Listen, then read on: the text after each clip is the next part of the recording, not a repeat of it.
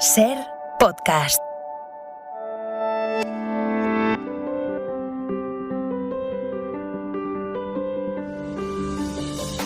Soy Esther Sánchez. Soy David Botello y esto es La Historia en Ruta. Caminante de la historia. El 16 de noviembre se cumplen 100 años del nacimiento de José Saramago, el único escritor portugués que por ahora ha ganado un premio Nobel de literatura. Un buen día, con 70 años, dejó Portugal y se vino a vivir a Lanzarote, una isla en medio del Atlántico. Aquí encontró la tranquilidad para vivir sus últimos 18 años. Aquí encontró inspiración para escribir gran parte de su obra. Y aquí encontró el final de su viaje. Para celebrar el centenario de Saramago, queremos recorrer esta isla enigmática y desértica como él lo hizo y buscar los lugares donde dejó su huella. Hoy vuelve Ainar Aristoy. ¿Qué tal? Bienvenida. ¿Cómo estáis? Y se sube a la historia con nosotros, y me emociona especialmente decirlo, Pilar del Río, Maravilla. compañera vital de Saramago, traductora, presidenta de la Fundación José Saramago y autora de La intuición de la isla, los días de José Saramago en Lanzarote, que es un libro maravilloso. Pues muy bienvenida, Pilar, y muchas gracias. Bienvenida. Muchas gracias, y la emocionada soy yo, y como sigas hablando me pongo a llorar. Es que a veces, lo hablábamos por teléfono el otro día, que a veces las estrellas se alinean de tal manera que la cosa fluye, y entonces afortunadamente hoy te has podido sentar aquí con nosotros, lo cual pues nos parece que José está, que Saramago está moviendo los hilos desde algún sitio para que esto hubiese podido ocurrir. El destino lo ha querido. No siempre va a ser que de pronto la isla de La Palma entre en erupción, que nos amenacen que se nos va a caer un artefacto chino y nos va a hundir el mundo, ¿no? A veces dice, ¿qué día vais a grabar? ¿A tal hora? Y eso, pues dale. Pues Maravilla. Maravilla. Bueno, pues este es el plan, una ruta por la huella de Saramago en Lanzarote. Si quieres acompañarnos, súbete a la historia.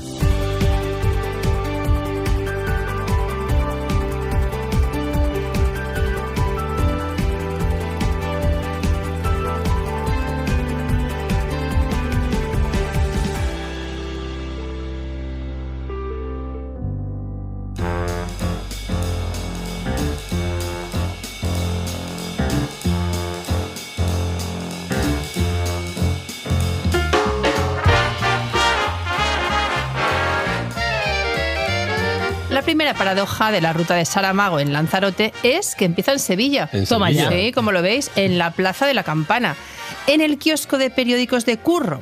Veréis, en una de sus visitas a Sevilla, Saramago pasó por delante del kiosco y le pareció leer un titular en la portada de una revista que decía «El Evangelio según Jesucristo», nada menos. Luego siguió andando por la calle Sierpes y la frase iba a ir rebotándole en la cabeza. Hasta que le estalló la idea y dijo, no puede ser, algo no puede ser. Volvió al kiosco para leer de nuevo el titular, pero el titular ya no estaba. No estaba, y es que no había existido nunca. Allí no había ni Evangelio, ni Jesús, ni Cristo que valga. Nada, ¿eh? Nada, había sido una ilusión óptica, maravilla de ilusión óptica. Solo existió en su cabeza. Y siguió dándole vueltas y vueltas, se lo llevó a casa y se preguntó qué pasaría si Jesucristo, nada menos, hubiera escrito un Evangelio. Así Saramago decidió que si no había existido el Evangelio de Jesucristo, pues que él tendría que traerlo a la realidad, claro. Y se propuso escribir uno de los libros fundamentales del siglo XX, un libro que le cambiaría la vida radicalmente. Pilar, lo estoy contando y te miro y digo, bueno, ¿esta historia de la calle Sierpes forma parte del mito de Saramago o es cierta? Es cierta, y es tal y cual la has contado. Es verdad que nosotros nos conocíamos y por eso él ya estaba en Sevilla, y es verdad que a veces las andaluzas nos hacemos esperar. Y entonces, eso se le olvidó contarlo, que si hubiera llegado a la cita puntual, pues él no hubiera dado 2 o 3 vueltas por la calle Sierpe Campana, calle Sierpe Campana. O sea, había quedado contigo ese día. Sí. Fíjate qué bueno. Y bueno, estaba él ya pensando de un libro, acababa de escribir la historia del cerco de Lisboa, había escrito La balsa de piedra, que fue un poco el libro que nos une ya en la vida real, y estaba dándole vueltas a qué escribir, a qué hacer, y de repente, pues sí, eso que llaman la inspiración surgió allí. Es una forma de estar atento. En el kiosco de Curro, que sigue estando, aunque ya no venden periódico, ahora venden chuchería, y el pobre de Curro ya no está. ¡Qué maravilla!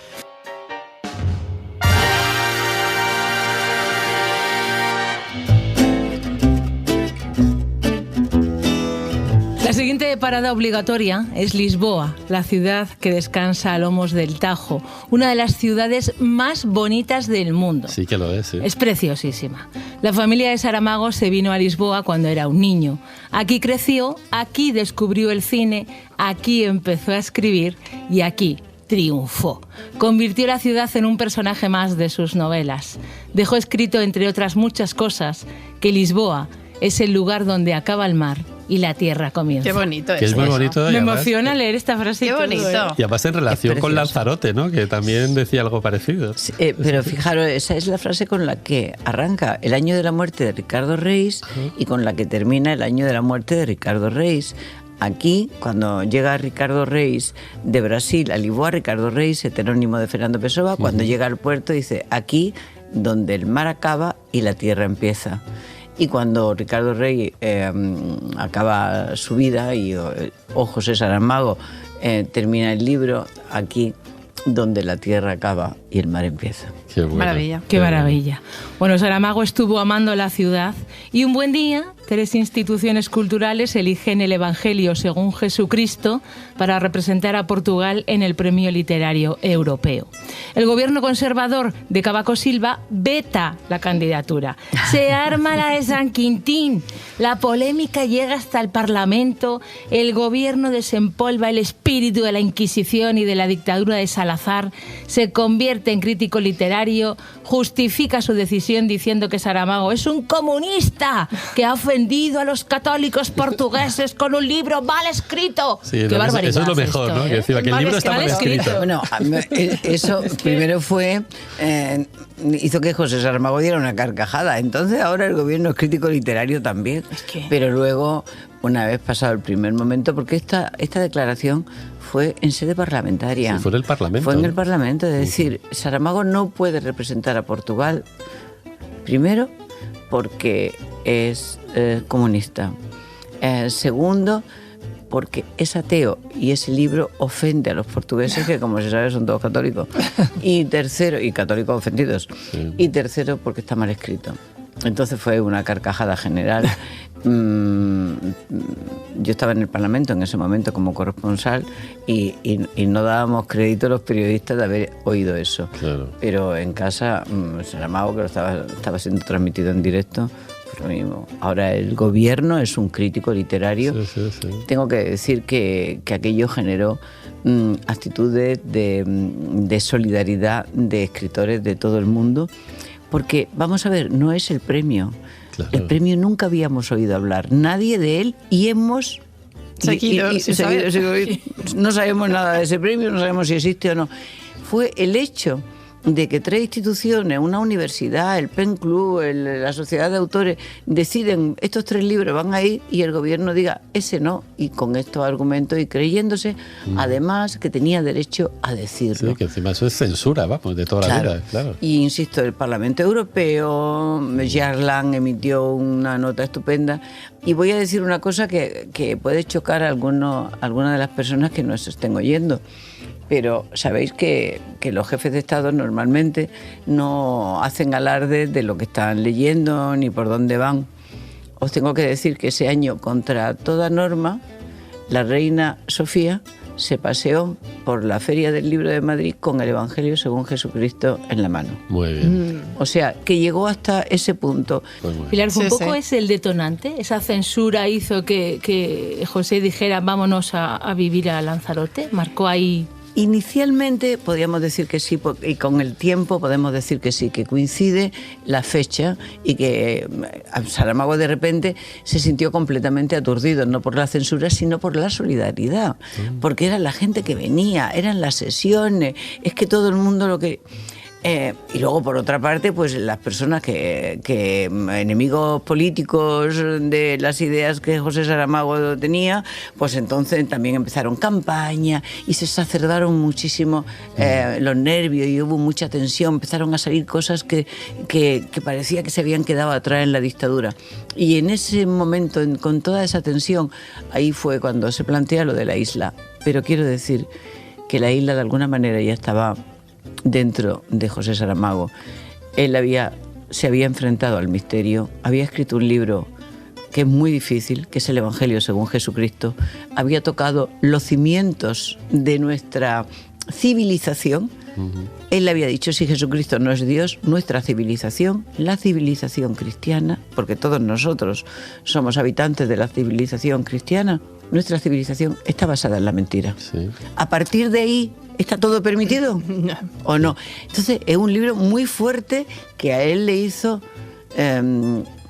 tener muchos silencios interiores, de tal manera que el siguiente libro era Ensayo sobre la ceguera, porque no podía ser otro. Claro. Porque después de haber reflexionado y haber tocado el misterio de Dios y haber entrado en esa historia de las muertes, de las matanzas, de las imposiciones, de la culpa, de la responsabilidad, de la idea de Dios y de cómo la idea de Dios ha manejado la historia, después de eso solamente podía escribir Ensayo sobre la ceguera.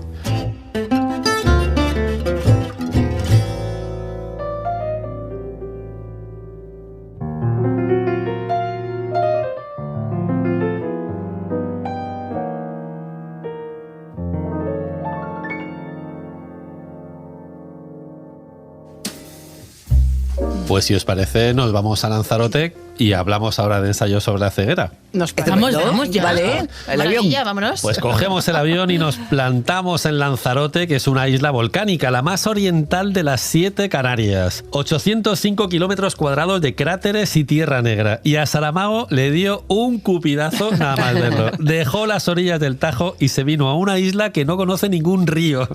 ¿Cómo fue este flechazo, Pilar? Tú tenías una hermana allí. Sí, pero tampoco la conocía la isla y nunca había ido a visitar a mi hermana a esa isla desierta. No, en principio no llamaba la atención. Ahora, te digo, llegar a la isla, verla ya desde el avión y luego poner los pies, sentir ese aire que es distinto y que es permanente y que es bendito, porque si no hubiera aire, imaginaros cómo estaríamos viviendo muertos de calor. Y de repente te das cuenta que el primer día de la creación fue así. Efectivamente. Sin árboles, sin verde, esos agujeros que son cráteres, esas montañas sin pico arriba, esos volcanes apagados, pero ese calor que se desprende de la tierra. Y seguramente el último día de la creación también será así. Y por medio tenemos que hacer la vida. Entonces, de repente, es una metáfora. Vamos a poner la vida, vamos a hacer la vida. Qué bonito. Bueno, Saramago se definía, si no me equivoco, como portugués de Lanzarote. Decía que en Lanzarote cada nuevo día me parece como un inmenso espacio en blanco y el tiempo como un camino que por él va discurriendo lentamente. Desde otra isla lejana escribió: oigo la sed y la secura de Lanzarote llamando por mí desde lejos. ¡No tenemos nada! ¡No nos abandones! ¡Qué imagen! Tal vez por eso siempre volví a casa y escribió un día: regreso a Lanzarote, la impresión intensísima de estar volviendo a casa. Decía que Lanzarote no era su tierra porque nunca permitiré que se olvide que mi lugar de origen es Aciñaga. Pero Lanzarote, no siendo mi tierra, es tierra mía. A mí esto me encanta. Que este lema es el lema además de la fundación, ¿no? Sí.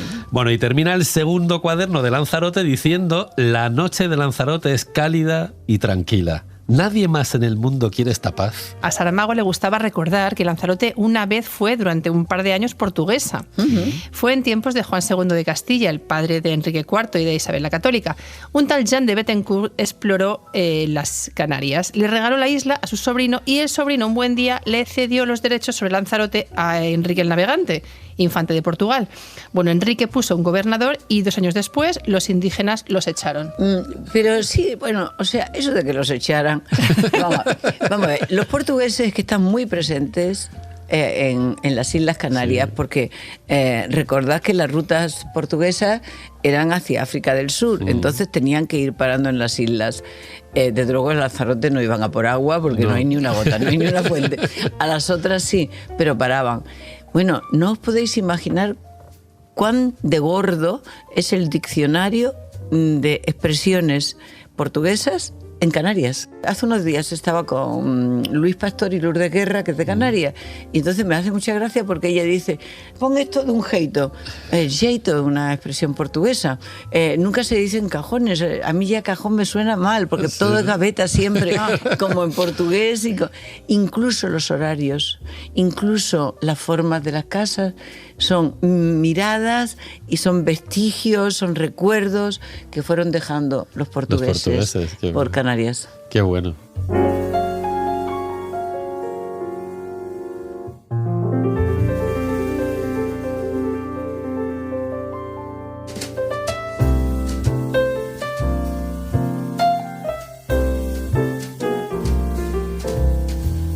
Pues vámonos a Tías. Vámonos, venga, coge el avión, David. Tú no, conduces, aquí no hace falta ir en el avión, estamos aquí mismo. Ah, bueno, yo que soy una vaga, yo no quiero ir andando. Pero estamos a 3 kilómetros. Pero es que ya soy una señora, tengo 2 edades, Pilar. Una señora mayor, yo creo. Porque... Sí. Pero para avión va a ser que no te da. No puede ser. No, a mí me hacía ni ilusión. helicóptero. Ay, qué pena. Bueno, nos vamos a Tías, que no en avión, que no me quieren llevar en avión. Es un conjunto de casas blancas engarzadas en la montaña. Al entrar desde Puerto del Carmen, nos topamos con la glorieta de Saramago, que es la que tiene un olivo de hierro de 5 metros de altura, el símbolo de la paz y la sabiduría, el árbol favorito de Saramago. Lo diseñó Esther Fernández Viña como logo de la Fundación Saramago a partir de la J y la S, las iniciales de Saramago. Aunque el pueblo se llama Tías, a Saramago le gustaba más su auténtico nombre, las Tías de Fajardo. El tiempo le fue borrando el Fajardo, pero él, que era de espíritu indómito, siempre reivindicó el nombre completo, sin permiso de las autoridades, en el remite de todas sus cartas. A ver qué dice Correos. pero a mí también me gusta que el pueblo se llame Tías solo. Por ejemplo, tiene agrupaciones de los partidos políticos. Entonces veo de repente a unas cuantas amigas haciéndose una foto, agrupación socialista de Tías. Muy bien. Pero lo mejor de todo es veterinaria de Tías. Claro. Está muy bien. Entonces, a mí eso me encanta. Sí. Es decir, oye, ¿y aquí no hay médicos? Solo para mujeres, ¿no? Solo hay Tías. Bueno, Alberto Vázquez Figueroa, el escritor viajero, también vivía en Tías, en una casa en lo alto de una colina. Organizaba tertulias a las que Saramago pues era bastante asiduo. Nunca hablaban de literatura ni de libros, hablaban de proyectos, de una planta desalinizadora, de aventuras africanas, de viajes infinitos, de faros en los que Vázquez Figueroa había dormido. Solían ir juntos en coche a los conciertos. Decía Vázquez Figueroa, verlo lo veo poco, pero lo oigo mucho. Y explicaba que es que él conducía siempre y Saramago siempre bajaba en el asiento de atrás. Eso era tan divertido porque ni José Saramago ni yo conducíamos. Entonces, cuando íbamos a algún concierto o alguna cosa, ellos pasaban y nos recogían. Qué bueno. Y entonces decía siempre lo mismo. En Madrid, cuando sus amigos le preguntaban si lo veía. Pero era una relación, siendo como son escritores distintos, pero podían, la convivencia era divertida y se podían compartir gustos, proyectos, tertulias, fiestas de cumpleaños, porque claro, al final acabas teniendo amigos que parecen que vienen de toda la vida, aunque no sean de toda la vida, y ya había una convivencia que se ha roto, porque la muerte es muy estúpida y se han producido demasiadas muertes en los últimos tiempos. Pero aquella convivencia de estar en casa de uno y en casa de otro y encontrarnos y ir al supermercado era linda. Qué bueno. Qué maravilla. Qué bonito.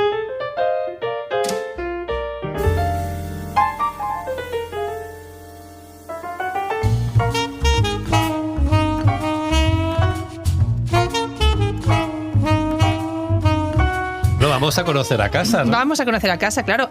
Vamos a vuestra casa, en la calle de los Topes, en lo alto de la cuesta que desciende de Tías hasta Puerto del Carmen. Está la casa, esta casa que sirvió de inspiración y refugio a los últimos 18 años de Saramago. Una casa hecha de libros. Si no es bonito esto. Sí, sí. Como él decía, ¿no? A la que bautizó como a casa, que es como se dice en portugués, ¿no? La casa, y porque él tenía ya 70 años y es la primera vez que pudo tener en propiedad algo. Era la primera Era casa la que primera había casa. comprado, ¿no? Claro. La casa. Qué bueno. Era el terreno, era de mi hermana y mi cuñado, y entonces allí se hizo una casa que no es grande porque no se podía construir mucho, era una parcela de 1000 metros, entonces nosotros queríamos comprar la de al lado. Y no nos la vendieron hasta que no estuvo la casa hecha. Y cuando ya estaba la casa hecha ya no podía crecer. Entonces fue una pena, pero bueno, tenemos esa primera parcela, y en esa primera parcela en 6 meses estaba la casa hecha. Qué bueno. Wow. Bueno, la casa está abierta de par en par a todo el mundo, a los amigos y a todo el que quiera visitarla, porque a casa se puede y se debe visitar. Se puede tomar un café en la cocina o en la biblioteca, pero lo de la biblioteca no lo tengo muy claro. No, fíjate, Claro. y además últimamente desde la pandemia nos dijeron que no podíamos dar cafés, porque... No, pero yo creo que ya vamos a empezar otra vez, ¿no? O sea, Esa si no, costumbre más no se problema. puede perder. No se puede. Ocurre que la casa era un sitio de encuentro y que José Saramago siempre recibía allí. Entonces, para las personas que vienen y que hacen de 10 de la mañana a 1:30 de la tarde, la casa está abierta a la visita pública. Entonces, no es lo mismo que tú veas algo desde fuera a que estés allí y al pasar por el sitio donde además vas oyendo qué pasó, quiénes estuvieron, qué escenas había, qué encuentros, qué proyectos surgieron en esa mesa, cuando Sebastián Salgado soltó sus fotografías para hacer el libro Tierra, por ejemplo, o Carlos Fuentes o Santiago Carrillo. Carlos Fuentes, que tiene una ventana, si no me equivoco, ¿no? Te la cuento. Luego la cuento porque fue súper divertido. Pero esto, que no es lo mismo que te cuenten eso, Claro. a que tú te sientes en la mesa y te tomes un café. Y lo veas, y de ¿no? repente Claro. sientas que estás tomando café con Bernardo Bertolucci, por Wow. ejemplo. O Qué sea, bueno. porque era allí mismo. Sí, y era sí, en sí, esas sí. sillas humildes, porque además no había otras. Dice, y estos muebles, alguna persona me ha dicho, mire usted, es que en aquellos años el comercio en Lanzarote prácticamente no había tiendas y nosotros decidimos ir, vivir y con lo que hubiera y como hubiera. Y bueno, pues es una casa efectivamente hecha de libros, muy humilde y con mucho cariño dentro. Wow.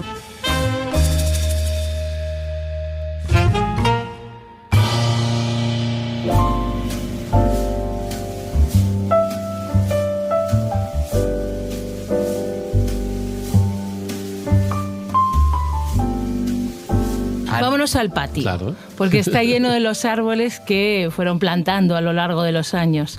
Había sido una huerta, tal como cuenta en el cuaderno del año del Nobel. El taxista que me ha traído del aeropuerto me cuenta que el terreno donde se levanta mi casa perteneció a su familia. Recordó que cuando tenía 10 años labró esta tierra pobre con un camello. Qué Pero bueno.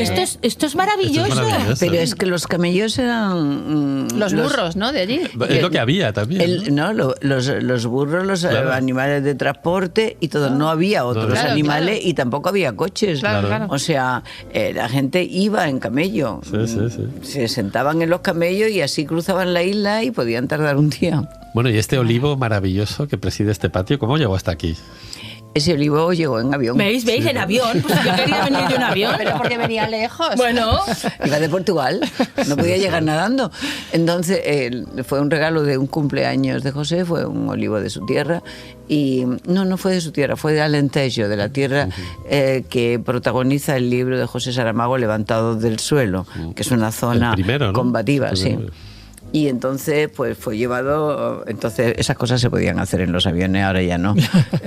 Poderte llevar el árbol entre los pies y que no te pasara nada y nadie te dijera nada. Y sobre todo que cupiera.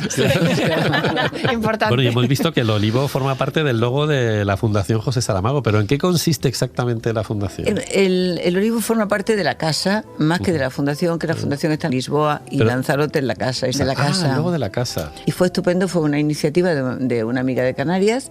¿Y por qué los olivos? Porque José Saramago nació en Aciñaga, en una tierra de olivos, y muchos años después volvió un día y vio que los habían cortado. Oh. Y el dolor que le provocó aquello, ¿os acordáis aquella época que dio Sí. por cortar y por poner Olivos y pino vides. y no sé qué? Sí. Sí.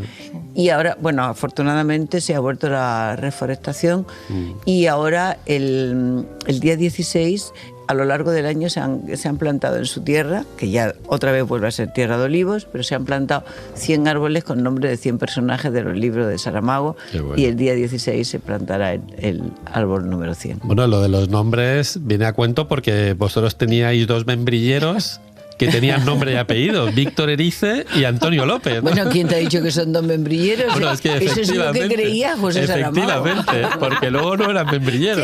¿Qué era? Uno era un manzano, el otro sí era un membrillero, pero que no podía crecer, cuajó, porque los membrilleros es que necesitan frío. Claro. O sea, no, eso de vivir en el paraíso no es para membrilleros.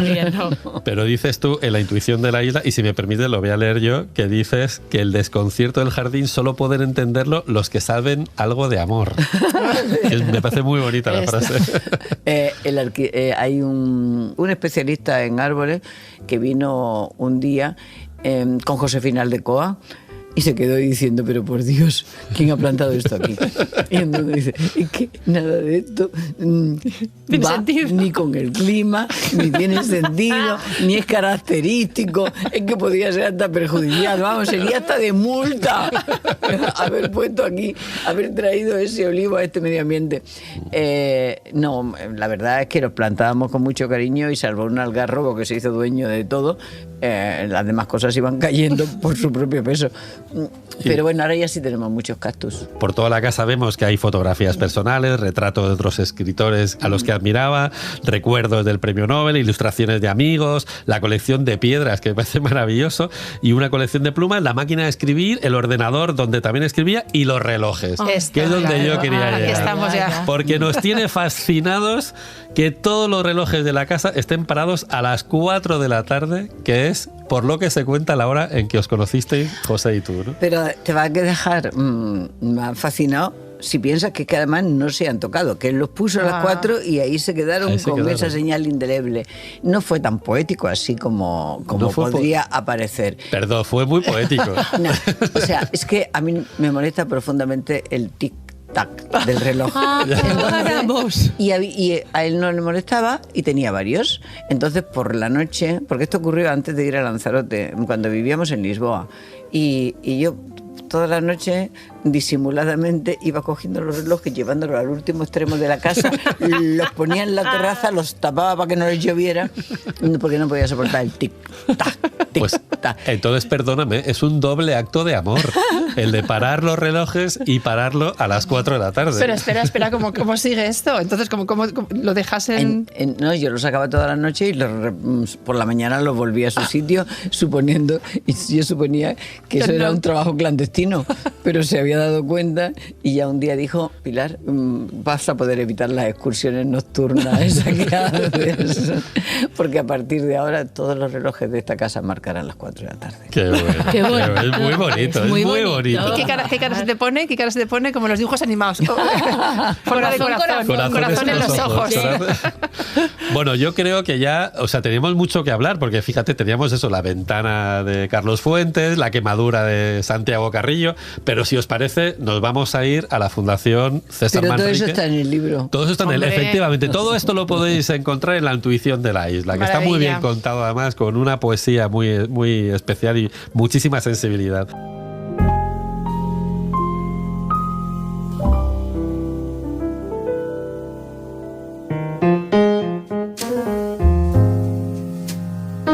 La primera visita que hacíais siempre cuando llegaban las visitas a Lanzarote era la fundación de César Manrique en Taíche.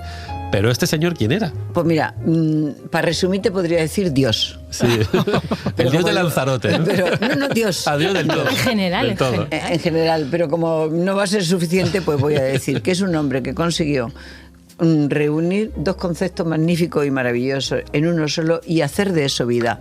Arte y naturaleza. Sí. Arte y naturaleza.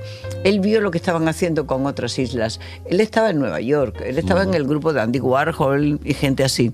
Y vino a Lanzarote después de unos años fuera y vino a Canarias y vio lo que estaban haciendo, cómo se habían cargado algunas islas Canarias. Y entonces vio que estaban construyendo un hotel de esos monumentales y pensó, esto van a hacer otra vez un parque de atracciones, no van a respetar Lanzarote, y decidió quedarse ahí, defender Lanzarote, proteger Lanzarote, y lo consiguió. Consiguió generar una actitud de defensa de la isla y una conciencia por parte de los ciudadanos que Lanzarote sea preservado. Y que luego es maravilla. la misma idea que luego heredó José Saramago. Bueno, heredasteis vosotros dos también, ¿no? José Saramago y él no se llegaron a conocer, hablaron por teléfono, tenían una cita, pero fue una tontería. La pospusieron para octubre y César Manrique tuvo un accidente y se mató en septiembre, el 29 de septiembre. Pero sí que es verdad que José Saramago, cuando llega a Lanzarote, asume como un deber cívico mantener y defender las propuestas de César Manrique. Es decir, la isla se tiene que respetar para ser respetada. Y entonces tenemos que cuidarla, tenemos que protegerla. Y es una forma de proteger el mundo. Protegemos esto, pero estamos protegiendo también el mundo. Cuando le hicieron hijo adoptivo de la isla, no solo de la isla, sino del ayuntamiento de Tías, y el alcalde, otro que ya no está, Florencio, en su discurso dijo: pensé que Saramago tenía que ser hijo adoptivo de Tías la tercera vez que lo vi agacharse en la calle para recoger una colilla o una lata de Coca-Cola, llevarla en la mano y tirarla en una papelera. Si esto pasa en una calle y lo hace una persona con esa edad y con ese trabajo, significa que está respetando a los demás, su casa y sus vidas. Pues ahora tengo que hablar de la fundación. Y me has dejado así tiritando. ¿De la Fundación César Manrique? De la Fundación César Manrique, porque es maravilloso que aprovechó 5 burbujas volcánicas que se comunican a través de unos túneles cavados en la roca negra y se integra perfectamente en un volcán. O sea, es que es maravillosa la arquitectura a partir de una idea de César Manrique, ¿no? Entrar por allí, vas por debajo de la tierra, pero vas intuyendo que es cordial, que estás por debajo de la tierra, pero sin embargo la tierra te está protegiendo. Eso que dicen tanto en América Latina, la madre tierra, de alguna forma lo experimentas. César Manrique nos ayudó a que ir por parajes extraños, entre volcanes, no es Árido, sufrir ¿no? Agresividad, por el contrario, es poder acariciar piedras. Sí. Wow. Y luego tenía los juguetes del viento, Los ¿no? juguetes del viento. Que llenó la Bueno. isla de juguetes del viento. Bueno, eran maravillosas, son maravillosas. Son casi todas las esculturas de César Manrique son móviles y que él los llamaba así, juguetes del viento. Son una serie de estructuras de hierro sólidas, con esferas, con círculos o con pirámides, que se mueven cuando soplan los alisios. Suelen asociarse con los molinos de viento, que siempre hubo en Lanzarote. Y digo yo, también se asocian un poco a la lucha quijotesca, ¿no? Contra esa explotación desenfrenada. Que también César Manrique luchaba contra los molinos de viento y los exactamente. puso también ahí, ¿no? Sí, y Manrique quiso llenar Lanzarote de sus juguetes, que también me encanta lo de sus juguetes, ¿no? Sí. Pero solo le dio tiempo, qué pena, a colocar uno en Arrieta, al que llamó Veleta. Un juguete pintado de rojo que siempre señala la dirección del viento. Poco a poco la Fundación y los talleres del Cabildo han ido dando forma a los bocetos que dejó, levantándolos y emplazándolos por toda la isla, ¿no? Dejando ahí su huella. Y alrededor de la Fundación hay 3. Phobos, que tiene un montón de esferas de acero inoxidable, el de las esferitas de colores. Que ese no tiene nombre. Ese no tiene nombre, lo llaman así, No, el ¿no? de la Fundación. Esferitas. No, el de la Esferitas. Fundación. La Fundación. Sí. Sí, sí. Y a la misma entrada de la Fundación, energía de la pirámide, que tiene pirámides de colores en vez de esferas. Qué Así que maravilla. fijaos qué chulada, ¿no?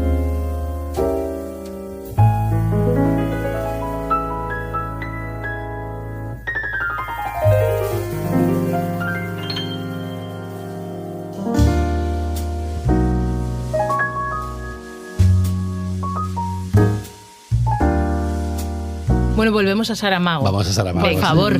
Bueno, él se empeñó en subir todos los montes que se ven desde a casa. ¿Así todos? Todos. Empezó nada más y nada menos por el más alto de Lanzarote. Para empezar, ¿no? Así, de inicio, la Montaña Blanca. Un cono volcánico casi perfecto de unos 600 metros de altura. Se acordó del alpinista del cuento que decía: no hay ningún motivo serio para subir a las montañas salvo el hecho de que están ahí. Y se puso en marcha. Ojo, cuidado, porque tenía 70 años a la montaña más alta. Es que esto- Yo estoy alucinada. Esto es increíble. Sí, la montaña más alta, que no es muy alta de verdad, pero que es terriblemente alta para cualquier persona que va sin los zapatos adecuados, Sí. sin elementos de aviso o de ayuda, que va solo y a la caída de la tarde. Pues sí. O sea, y con una edad, aunque exactamente, y con 70 años, con más de 70 años.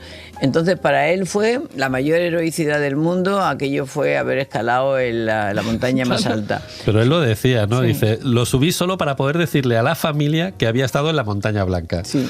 Y luego también dice eso, ¿no? Que convenía llevar el calzado adecuado porque, vamos, que me lo pregunten a mí, con mis zapatos de suela alisada por las alfombras domésticas, ¿no? O sea, que se subió con lo primero que se puso en los pies.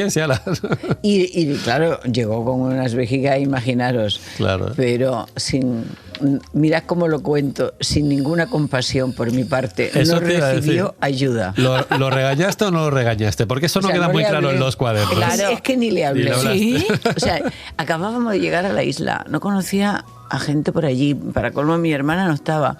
Es que me parecía estúpido ir a la policía y decir, por favor, quieren buscar a un señor. O sea, me daba vergüenza eso. ¿Cómo hacerlo? Y pasaba 1 hora y 2 horas y no volvía y ya la noche era cerrada. Bueno, ni os cuento cuando llegó yo no era un ser humano. Claro, lo decimos con poesía, pero tú te acuerdas de lo enfadada que estabas. Claro. Pero para dejar de hablarle y todo. Este señor está loco. Hombre, de preocupación, claro, yo lo entiendo. No, pues preocupación no, pánico. Claro, normal. Es que... Pues vamos a tener que dar otro salto, porque queríamos ir a la montaña Tersa, que sabemos que le gustaba mucho y que fue su segunda montaña. Queríamos ir al volcán del Cuervo, que era su favorito. Queríamos ir a la Jeria a probar el vino. Probar el vino. ¿Te avisaba ya de cuando iba a la Jeria y tal? Todavía no. Ya, porque eso ya era distinto. Ya eso era caminar o ir en coche, el volcán del Cuervo, todo bien, perfecto. Ya controlado. Pues no tienes que subir escalando y bajar resbalándote, porque no tienes además experiencia de bajar montañas. Claro. Bueno, pues queremos ir a todos estos sitios, pero nos lo tenemos que saltar porque se nos acaba el tiempo. Vaya, entonces Dios, vamos a ir a Timanfaya. Ahí sí que tenemos que ir sí o sí, ¿no? Hombre. Porque es el Parque Nacional, que es un paisaje volcánico impresionante, reserva de la biosfera por la UNESCO, la atracción más famosa de Lanzarote y una visita imprescindible con más de 5.000 hectáreas y más de 25 cráteres dormidos que, como decía José Saramago, parecen estar esperando estallar otra vez para abrir camino al fuego. Es que me parece maravilloso cómo lo describe. Las imágenes, ¿no? Es que este hombre, según hablaba, hacía poesía, es una barbaridad. Bueno, era más bien cuando estaba escribiendo. Ya, pero todas estas, que le salga así de natural. Sí. Bueno, que eso lo trabajase mucho, me imagino. Era un gran escritor y efectivamente podía pretender que el fuego estaba esperando que se abriera un camino. No se nos ocurre a los demás, la verdad. Ojalá, ya quisiera yo. Más cosas que decía Saramago de Timanfaya. Dice que el tiempo avanza aquí mucho más despacio. Él sabía también que Timanfaya es el mejor remedio para las preocupaciones, que es el único lugar del mundo donde cobra pleno sentido el dicho de que una imagen vale más que 1000 palabras y que la reacción común es una manifestación de asombro.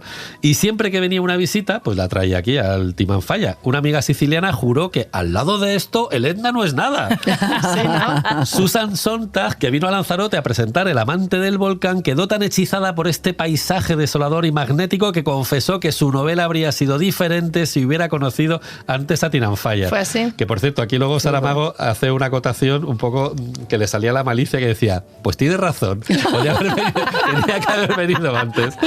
Bueno, otra amiga lloró como una magdalena porque vio en estas lavas, en estas cenizas, en estos cráteres, la propia muerte de la Tierra. Después de sus enésimas visitas a Timanfaya, Saramago se dio cuenta de que casi no hay paisajes en sus libros.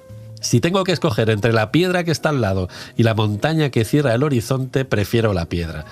Es que la relación de Saramago, de la literatura de Saramago con los volcanes y con Lanzarote, dejó una huella muy profunda, ¿no?, en su obra. Yo creo que sí, hasta el punto de que él define su vida literaria de 2 maneras. Dice que hasta el Evangelio según Jesucristo es como si hubiese estado describiendo una estatua, con sus pliegues, sus hendiduras, su belleza, a partir del Evangelio.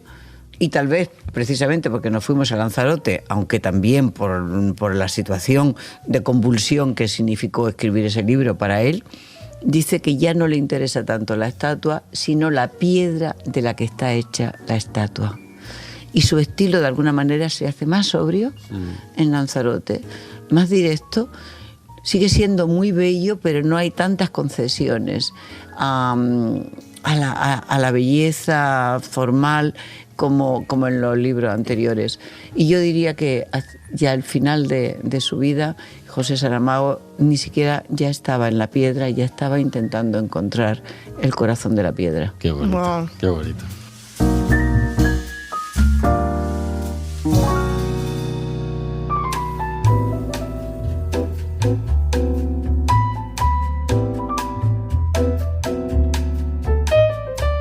Tenemos que ir a Aria. Aria, ¿no? ¿Aria o Aría? Aria. Aria, hombre, como el verbo condicional. Bueno, pues a Aria, qué bonito. Es uno de los pueblos más bonitos de Lanzarote, ¿sí? Lo confirmo, y pasábamos mucho por ahí, íbamos, y era precioso. Y nos pasó una anécdota muy divertida, ¿puedo Sí, contarla? hombre, Por favor, claro, es lo que te iba a pedir, además. Debes. Esto estaba, o sea, pasar por Aria es para esta anécdota. Entonces estábamos había un restaurante que yo no sé si sigue ahora mismo, se llamaba Casa del Cura. Sí. Y entonces pedimos y dan la carta y dicen, hay conejo no sé cuánto, cordero, borrego, y hablan de unas cuantas carnes. Y Saramago pregunta, ¿y pescado? Y dice el camarero, hombre, pescado aquí en el interior, eso mejor en la costa. La costa se veía desde todas las ventanas, estaba exactamente a 3 kilómetros. O sea, Eso te iba a decir, yo lo he medido en el Google Maps y hay a una costa que es más escarpada 2 kilómetros y por carretera a la otra 4 kilómetros. Ese es el interior aquí en el de interior, Lanzarote. pescado aquí en el interior. Entonces te das cuenta que se reproducen las normas continentales incluso en una Sí, isla es que las pequeñita. distancias, es que depende de quién la mida, claro. Esto depende siempre de quién lo mida. Después de las mediciones, vámonos. Nos movemos a los jameos del agua porque es la intervención más celebrada de César Manrique. Un sitio top, un must, una visita imprescindible que no te debes perder por nada del mundo si vienes a Lanzarote. Claro. Un centro de arte, cultura y turismo integrado de forma armónica en el cauce de un túnel de lava del volcán La Corona. Pero qué maravilla es esta. Que es Y que era un basurero y que César Manrique recuperó y ha hecho la octava maravilla del mundo, los jameos del agua, punto. Nos negamos a cualquier otra definición. La octava maravilla del mundo. Y hay que ir a Lanzarote para ir a Timanfaya, para ir a los jameos del agua, para ir a la Fundación César Manrique y ya de paso también a casa. A casa, hombre, Por claro, supuesto, claro. Hombre. Bueno, que tiene un auditorio que suena tan bien Impresionante. que el propio Saramago escribió, se diría que los sonidos se desprenden de la propia roca. Y es verdad. El otro día dio un concierto con la Orquesta de las Naciones, Jordi Sabal, y decía lo mismo. Decía, la música era las palabras de Cristo en la cruz de Haydn, decía, ha sonado distinto, suena distinto, aquí es distinto. Y fue un concierto impresionante, maravilloso, de los distintos conciertos que han celebrado el centenario de Saramago. Oye, ¿y qué son los jameos? Pues son como cuevas. Ah, ¿no son los cangrejitos estos? ¿Esos son los jameitos? Esos son cangrejitos sin que no tienen ojos, dicen. Sí, eso dice que No son ven, que son albinos, ciegos. pequeños y ciegos, ¿no? Yo veo unas cosillas allí por debajo que se mueven y dicen que eso es mítico. O sea, que los jameos son las cuevas y los jameitos llaman a estos cangrejos, ¿no? Sí. Yo pensé que eran los jameos directamente. Los ¿no? jameitos. Fíjate.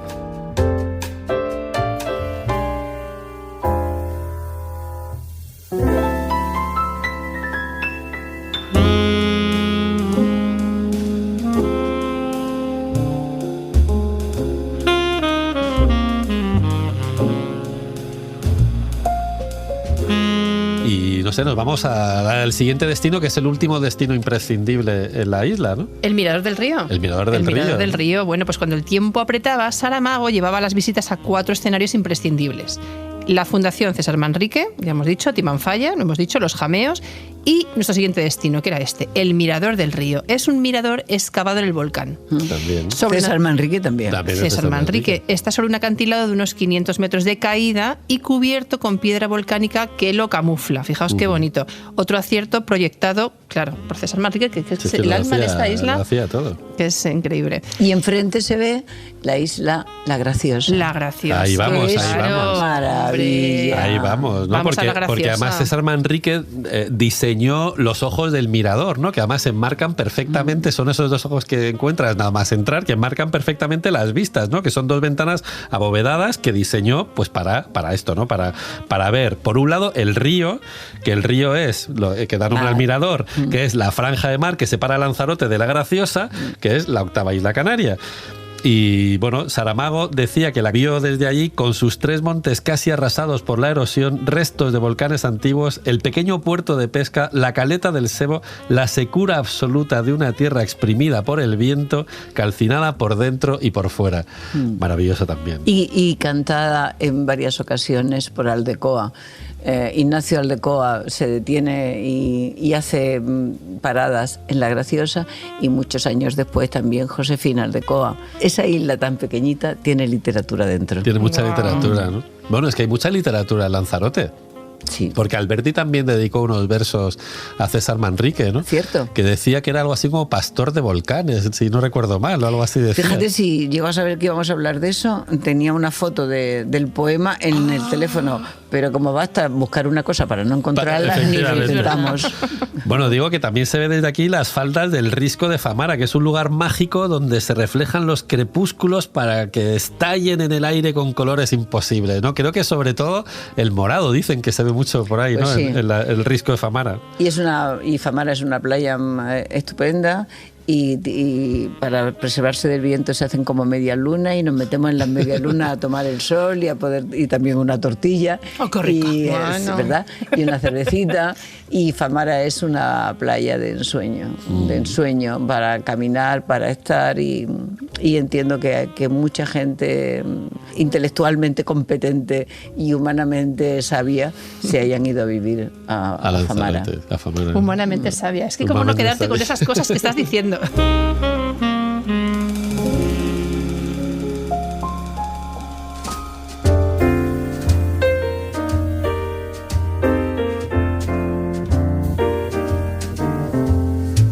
Volvemos a la literatura un Vamos poco. a la literatura. Venga. Bueno, y vamos con uno de los libros que a mí más me fascina de Saramago, tenía que decirlo, porque un buen día, cuando Saramago se estaba peleando con las hojas en blanco de ensayo sobre la ceguera, la primera novela que escribió en Lanzarote, vino al mirador del río con unos amigos.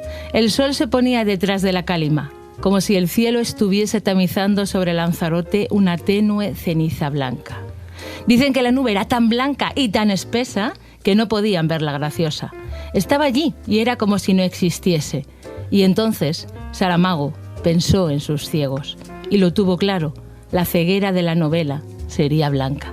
Ay, es que me emocioné todo de leer esto. Es que para mí este libro es, bueno, creo que no tengo palabras, ¿no? para poderlo escribir. Bueno, que dice, si queréis, la primera vez que dice, que habla de la ceguera blanca, dice: el ciego alzó las manos ante los ojos, las movió. Nada, es como si estuviera en medio de una niebla espesa. Es como si hubiera caído en un mar de leche. Pero la ceguera no es así, dijo el otro. La ceguera dicen que es negra. Pues yo lo veo todo blanco. Y ese todo blanco lo descubrió aquí donde estamos, en el mirador del río, y ese día dijo: ya sé cómo tiene que ser la ceguera de mi libro. Efectivamente. Y ahora os digo, el segundo gran descubrimiento para ese libro, que tardó mucho, 3 años y medio, por el vacío que le había provocado el Evangelio antes, porque entrar de nuevo en la literatura le costó. Y empezó varias veces ensayos sobre la ceguera y no conseguía. Necesitó varias epifanías, una pudo ser esa, y la otra fue cuando viene una ambulancia a recoger al médico, a llevárselo. Y de repente la mujer del médico dice: yo también voy. Y dice: no, usted no puede. Y en ese momento ella, el personaje, dice: es que me he quedado ciega. Saramago no había pensado que ella conservara la vista, ni que ella se fuera con el marido. Pero fue el relato lo pidió. Y ahí, en ese momento, cuando ella dijo: sí, yo también voy porque me he quedado ciega, el marido sabía que no se había quedado ciega porque había estado con ella. Entonces, ahí supo que ese libro necesitaba a la mujer del médico viendo porque las mujeres son las que han carecido de otros poderes en la existencia, pero han tenido siempre el poder de observación, y porque han visto, han podido cuidar. Entonces, de repente, en ese momento, nació el personaje central del libro, la mujer del médico, la que ve, la que cuida, la que se une con Blimunda, que también ve, y la que representa a todas las mujeres del mundo que tanto están cuidando. Wow. Y todo esto pasó en Lanzarote, además, ¿no? Sí. Aunque luego la acción no, la acción transcurre, se supone que en Lisboa, ¿no? ¿O dónde? Sí, es una ciudad así que no Cuando sé. hicieron la película, la acción la pusieron en la capital de Uruguay. En Montevideo. En Montevideo, imagínate. Sí, pero es duro también, ¿no? Él decía que había veces que le costó mucho escribir, sobre todo la escena de la cárcel, la de la violación, y que no la había vuelto a leer, decía. No conseguía leerla. Pero lo curioso es que también Fernando Meireles, el director de la película, para rodar la violación de ciegos a ciegas, es decir, víctimas violando a otras víctimas, violando por un poquito de comida, el propio director de cine filmó la escena a través de cristales sucios. Dice, yo no podía filmar eso, mi sensibilidad no me lo permitía. Entonces hay un caos, un mare magnum de voces, de cuerpos, de no sé cuánto, y eso lo hizo a través de vidrios sucios, porque no podía pensar que la maldad de los seres humanos pudiera ser tanta. Wow. Pues no sabemos si Saramago pensaba en el mirador del río, cuando el cielo está despejado, sobre todo, en el momento en que escribió que Lanzarote es como si fuese el principio y el fin del mundo. Decíamos que por un lado teníamos a Lisboa, ¿no? Que era también ¿cómo era? Que Lisboa era el principio y el final también, ¿no? Y Lanzarote pues termina siendo el principio y el fin del mundo. Lo de Lisboa era aquí en donde el mar empieza y la tierra acaba. Efectivamente, eso es. En Lisboa el mar empieza y la tierra acaba, y aquí estamos en el principio y el fin del mundo. Y nos encantaría seguir contigo horas y horas, pero es que esto no da para más. No puede por ser, favor, no puede ser. no. Espera, yo no puedo, por menos de preguntar, ¿cómo definirías tú a Saramago? Y mira, esto no estaba preparado, pero es que te oigo, cuando hablamos de él y leemos cosas ahora sobre él, veo tu mirada y entre tierna y para mí fascinante. ¿Cómo lo describirías? Mira, era una buena persona. O sea, era una buena persona, que además era inteligente, que además tenía una enorme sensibilidad, que además sabía escribir. Pero lo que manda, y que lo que de verdad define en la vida, una buena persona, generosa, amable, atento. Bueno, pues lo que queremos tener, la persona que queremos tener a nuestro lado toda nuestra vida. Y yo creo que eso, tanto para hombres como para mujeres, de unas generaciones y de otras, todos queremos convivir con buenas personas. Exactamente. Pues sí. Pues subidas gracias. Hoy se ha subido a la historia con nosotros Pilar del Río. Muchísimas gracias por ser tan generosa con nosotros. venir más. Sí. ¿Puede Bueno, ser? por favor. A ver, nos hemos dejado medio Lanzarote sin ver, así que, oye, tenemos pendiente la segunda parte. Hombre. Portugal. O Portugal. Es verdad que la Lisboa de Saramago también puede estar muy bien, ¿no? Y ahí puedo ir en avión. Vamos a hacer Ahí la sí, Lisboa, ahí por favor.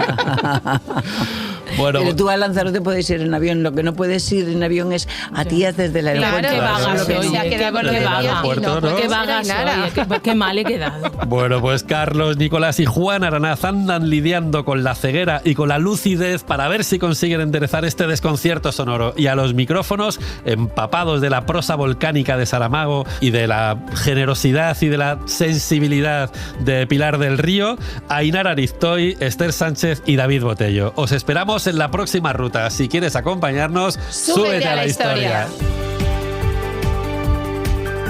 Para no perderte ningún episodio, síguenos y suscríbete en la aplicación y la web de Cadena SER y en la plataforma que prefieras.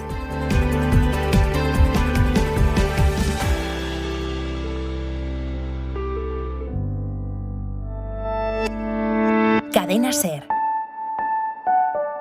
La radio.